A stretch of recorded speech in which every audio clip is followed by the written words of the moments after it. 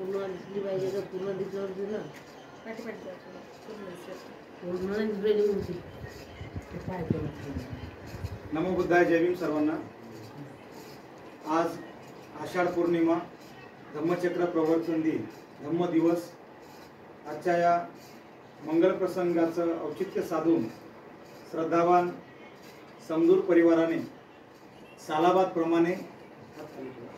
सालाबादप्रमाणे यावर्षी त्यांच्या निवासस्थानी महामानव बोधिसत्व डॉक्टर बाबासाहेब आंबेडकर लिखित भगवान बुद्ध आणि त्यांचा धम्म या पवित्र ग्रंथाचं वाचन आजपासून सुरू केलेलं आहे।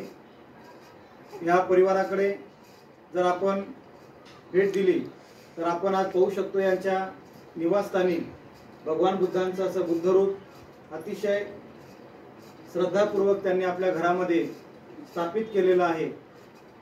3 महिने आषाढ ते अश्विन पौर्णिमा या 3 महिन्याच्या कालावधीमध्ये सकाळ संध्याकाळ घरामध्ये नित्यनेमाने हा परिवार बुद्धवंदना घेत असतो। यामध्ये त्यांचा संपूर्ण परिवार व त्यांचे माता पिता, त्याचप्रमाणे स्वतः ते, त्यांच्या पत्नी, त्याचप्रमाणे त्यांचा बालक आणि आता नुकती जन्मलेली जी बालिका आहे तिचा सुद्धा नामकरण सोहळा या ठिकाणी आज संपन्न झालेला आहे। तिला धम्मातील नाव विपश्यना या तिच्या माता पित्यांनी दिलेला आहे आणि या विपश्यनेचा प्रचार प्रसार व्हावा हा यामागचा त्यांचा उद्देश आहे।